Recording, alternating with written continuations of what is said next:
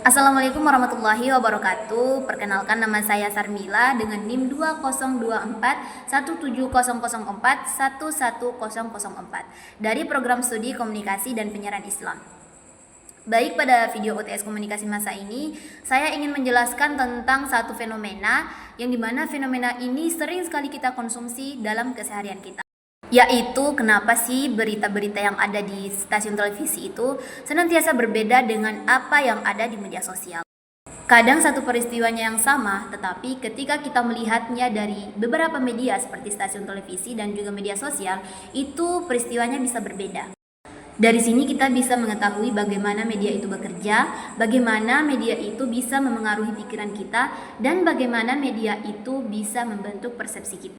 Sekarang ini ketika ada isu-isu tentang politik, media-media besar seperti stasiun televisi itu mempunyai keanekaragaman dalam menyampaikan informasinya sendiri. Berbeda dengan apa yang diinformasikan di media sosial seperti Instagram, TikTok, YouTube, itu bisa jauh lebih beragam. Jadi setiap orang yang mengkonsumsi dua berita yang berbeda ini akan merasakan bingung atau mereka bertanya-tanya mana yang sebenarnya yang baik untuk kita konsumsi. Nah, beberapa perbedaan-perbedaan ini ternyata dijelaskan di dalam beberapa teori komunikasi massa. Yang pertama ada teori agenda setting, yang dimana media itu bisa menentukan apa yang penting di pikiran kita atau di kepala kita. Contohnya ketika stasiun televisi mengangkat satu isu politik terus-menerus, otomatis orang-orang akan berpikiran bahwasanya, oh, isu ini adalah hal yang paling penting, isu ini adalah hal yang paling utama. Padahal sebenarnya masih banyak isu-isu lain yang tidak dipublikasikan oleh media atau sangat jarang diakses oleh media. Contoh kasusnya yaitu banjir yang ada di Sumatera saat ini. Padahal banjir yang ada di Sumatera saat ini itu adalah hal yang paling utama yang harus disoroti oleh publik. Tetapi media justru lebih banyak menayangkan tentang berita selebritis, isu politik, atau isu-isu yang sedang viral di TikTok saat ini. Nah, apa efek agenda settingnya?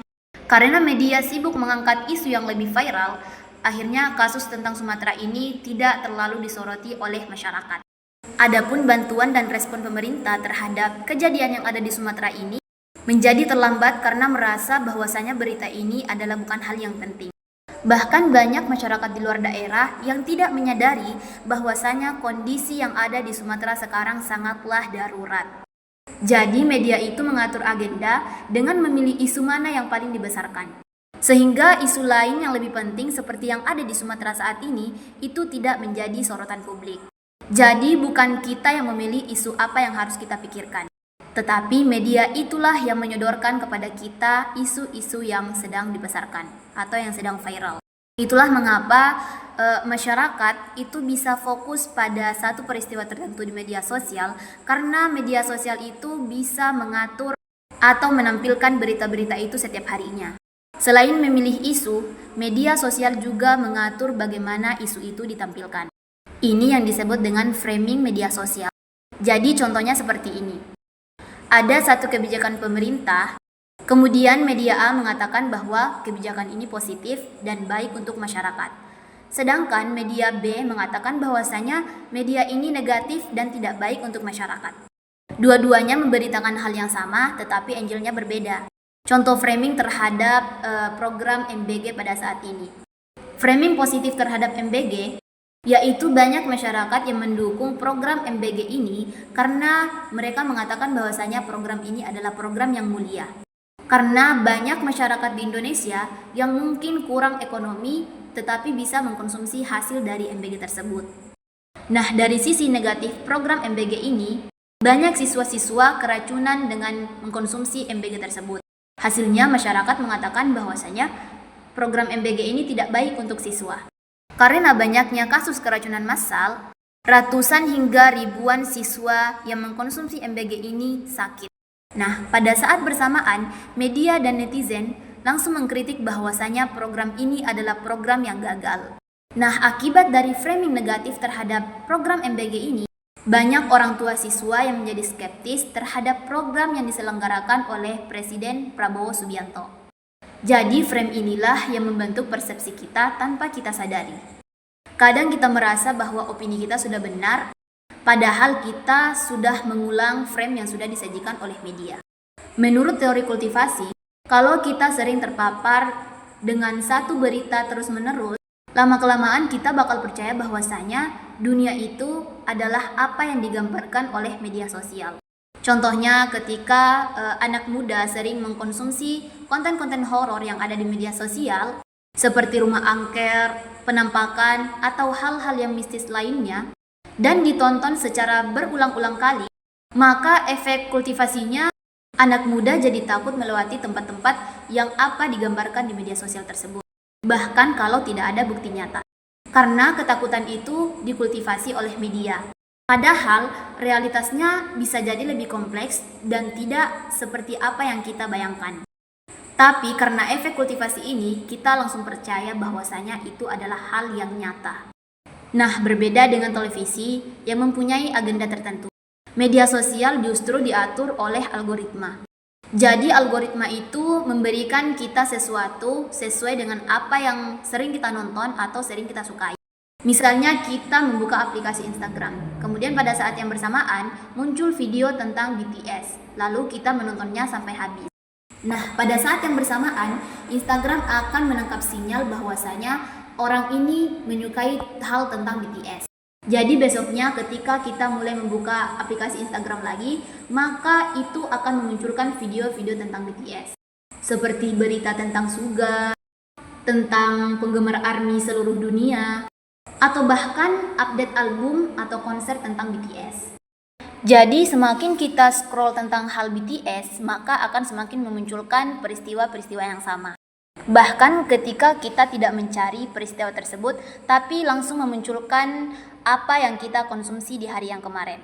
Nah, adapun poin yang terakhir yaitu konglomerasi media. Adapun konglomerasi media yaitu kondisi di mana banyak media besar dimiliki oleh satu kelompok atau orang yang sama. Nah, pemilik media ini sering mempunyai kepentingan politik atau bahkan bisnis-bisnis tertentu. Jadi wajar jikalau arah pemberitaan itu menjadi sama atau mirip di dalam satu grup media. Kalau beritanya condong ke A, maka beritanya akan cenderung positif ke A. Sebaliknya, kalau pemiliknya tidak menyukai B, maka beritanya itu bakal cenderung negatif ke B. Contohnya yang mudah dipahami, di Indonesia ada pemilik media yang sekaligus terlibat dalam partai politik atau bisnis besar. Akibatnya, jika ada kebijakan pemerintah yang menguntungkan bisnis mereka, maka beritanya akan dibuat positif. Kalau ada tokoh politik yang tidak sejalan, pemberitaannya bisa lebih kritis atau lebih negatif. Dan juga sering terlihat beberapa portal media seperti stasiun televisi, mereka mengangkat isu yang sama dengan sudut pandang yang serupa, karena memang mereka dimiliki oleh orang yang sama. Jadi intinya, pemiliknya siapa sering menentukan narasi apa yang media tersebut dorong. Makanya ketika kita melihat beberapa stasiun televisi, itu ketika narasinya seirama, ya karena mereka berada di bawah satu payung pemilik. Sementara itu, media sosial justru lebih bebas. Jadi suaranya bisa bermacam-macam, bahkan bisa lebih liar. Dari fenomena perbedaan pemberitaan politik ini, kita bisa melihat bahwasanya media itu memiliki isu yang dianggap penting atau agenda setting. Media membingkai cerita sesuai kepentingannya. Ini yang disebut dengan framing media sosial. Paparan terus-menerus bisa membuat kita percaya bahwa itu adalah hal yang nyata. Ini yang disebut dengan kultivasi. Dan algoritma media sosial bisa membuat setiap orang mendapatkan informasi yang berbeda-beda. Dan adapun konglomerasi media, itu memengaruhi arah pemberitaan media. Jadi kita sebagai masyarakat, terutamanya pengguna media sosial, harus lebih kritis dan jangan cuma percaya sama satu sumber. Karena media itu mempunyai kekuatan besar untuk membentuk cara kita melihat dunia. Baik, cukup sekian video UTS kali ini. Kurang dan lebihnya mohon dimaafkan. Saya akhiri. Wassalamualaikum warahmatullahi wabarakatuh.